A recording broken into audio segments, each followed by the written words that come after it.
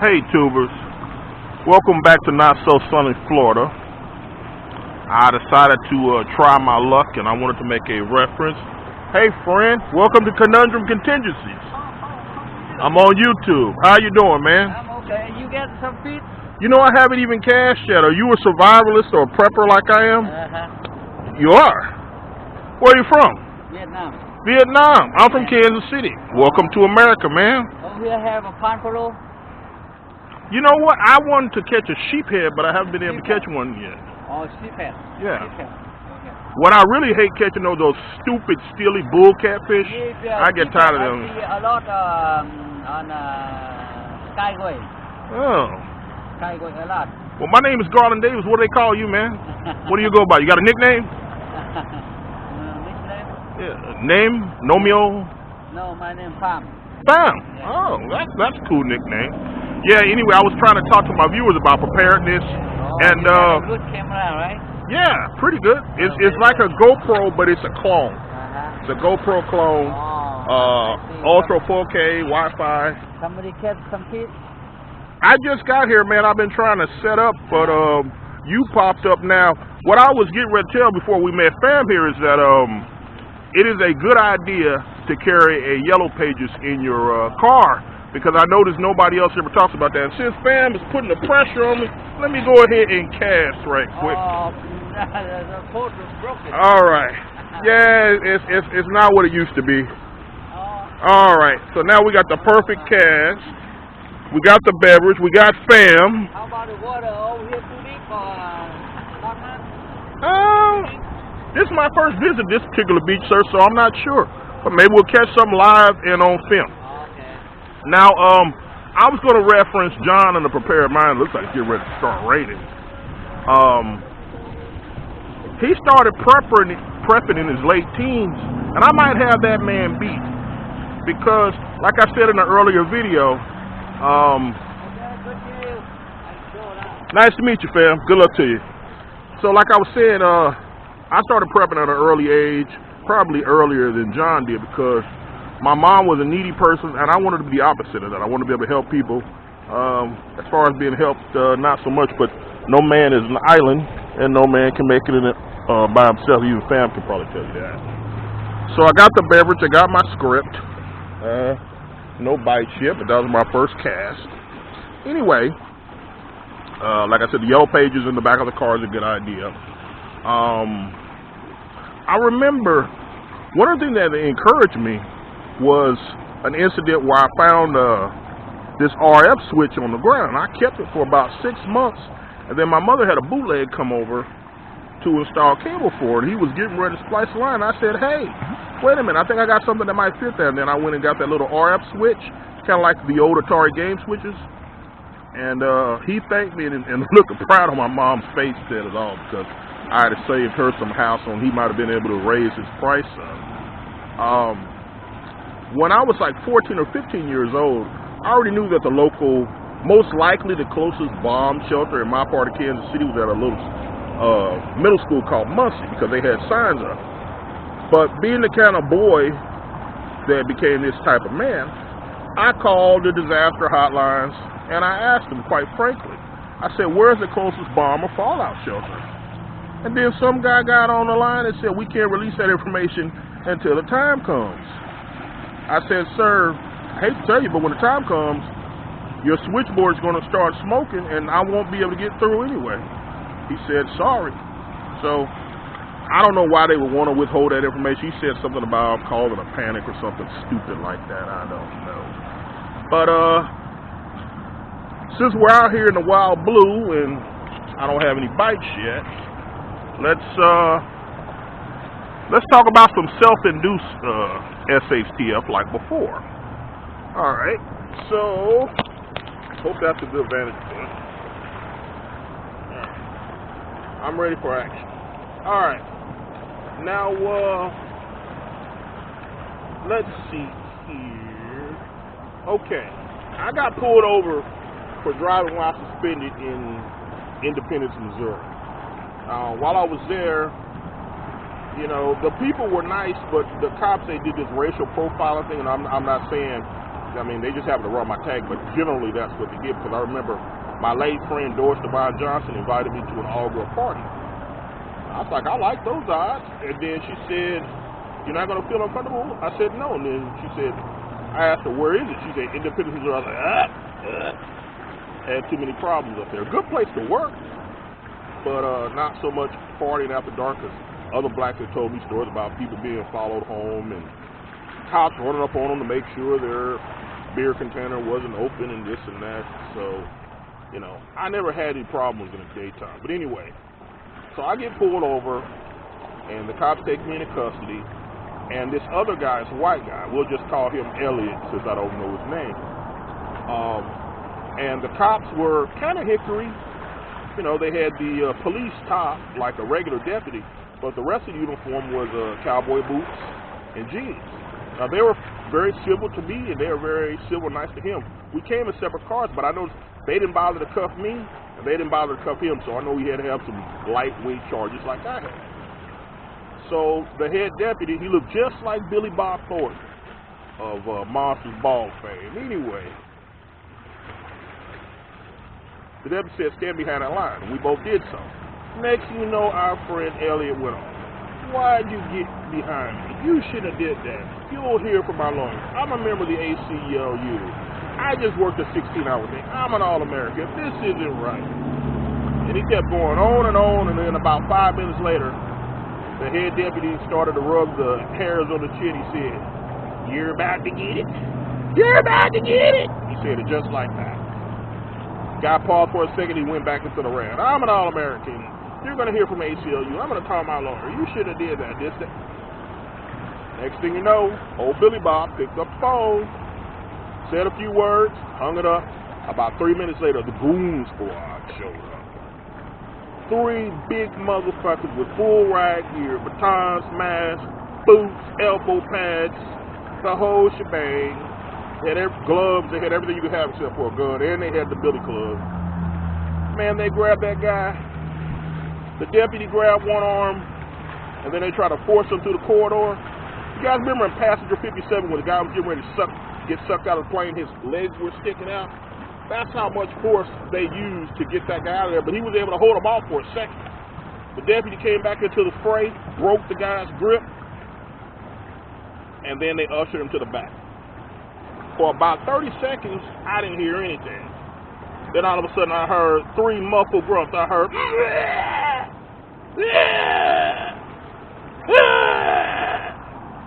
then silence. About 5 minutes later, the head deputy came back, and he was rubbing a red substance off of his hand. I can only assume that was blood. So, if the deputy had a cut on his hand, how the hell do you think the guy that wouldn't shut up look?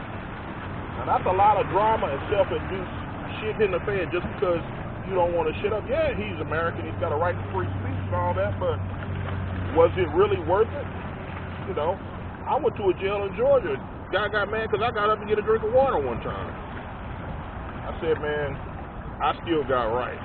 But I didn't press the issue. I just got my drink of water and went back to my designated area. But old Elliot took it to a whole nother level, and he got what he got. You know, I talked to both of my uncles, and one of my uncles said, you might not even got a warning. You might have just got fucked up, because they did warn him, you know. And then my other uncle said, well, they didn't have to tell you to shut up, did they? You know, I was still standing in the same spot that I was in, mortified. That situation could have been avoided. Now, let's see here. And more self-induced shit hitting the fan. Oh, I was riding down the highway in Kansas City, and life was good and peachy. And I saw this crazy-looking guy. I wanted to stop and help so bad being a humanitarian, but he had the trunk up on his car, and he had the hood up, and he was standing on top of the car. I don't know what was wrong with the car that made him do all that, but I kept it moving. So I figured this guy's crazy. It could be a setup, and I had to just, cool my jets and let him be, because what he was doing didn't make any sense. Now the last story, boys and girls, is a pretty good one. Alright. Peep game, guys. Alright. I'm in Miami. And I had an enemy. His name was Potham. I don't know why the hell they call him Potham. Maybe he got hit upside the head with a ham when he was young, or spilled a ham on himself, name stuff, whatever. He was an older cat. Maybe 53. I think I was probably about 40 at the time. And he had longer arms than I had, and he could outbox me. Now, we got into it when I had a handful of stuff. I went into the Winn-Dixie. I paid him to watch my stuff. I had a half a gallon of liquor, so he just took it upon himself to pour himself like an 8-ounce drink, like a quadruple, not a triple, not a double, a quadruple.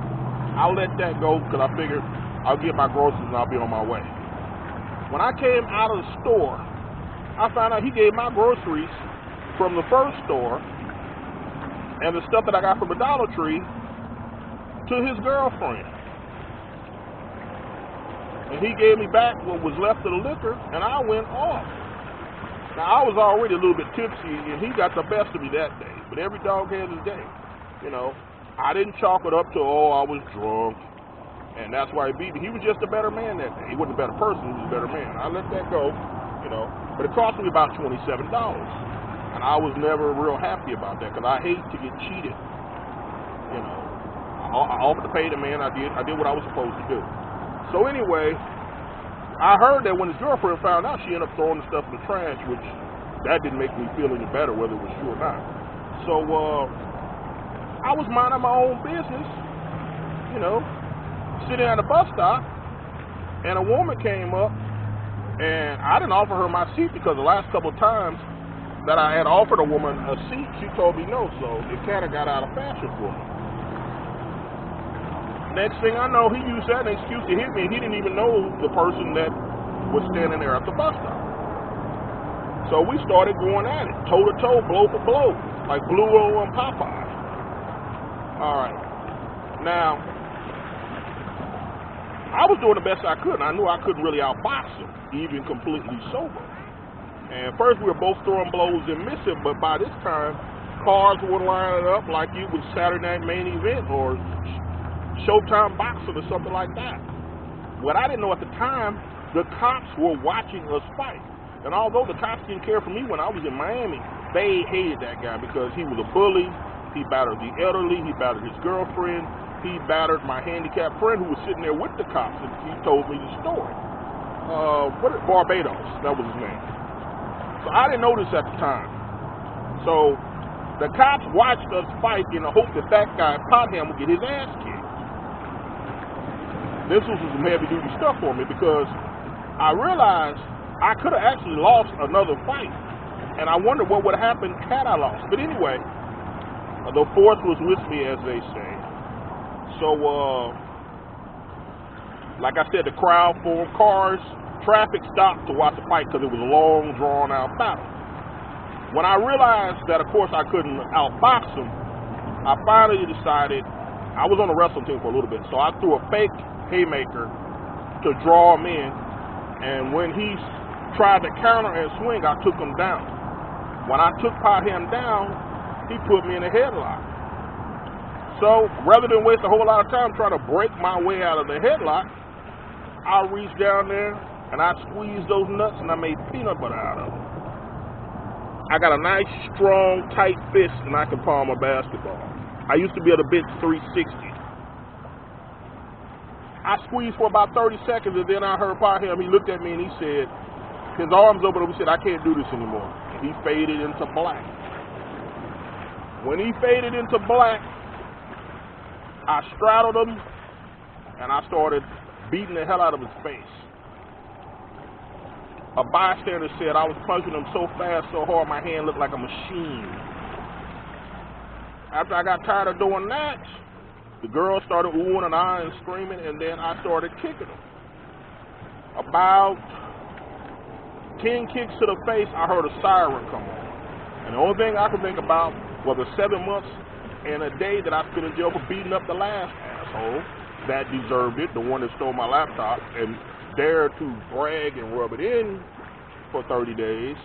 And I tried to give him a Christian pass and walk away, but every time I saw him, he would bring it up.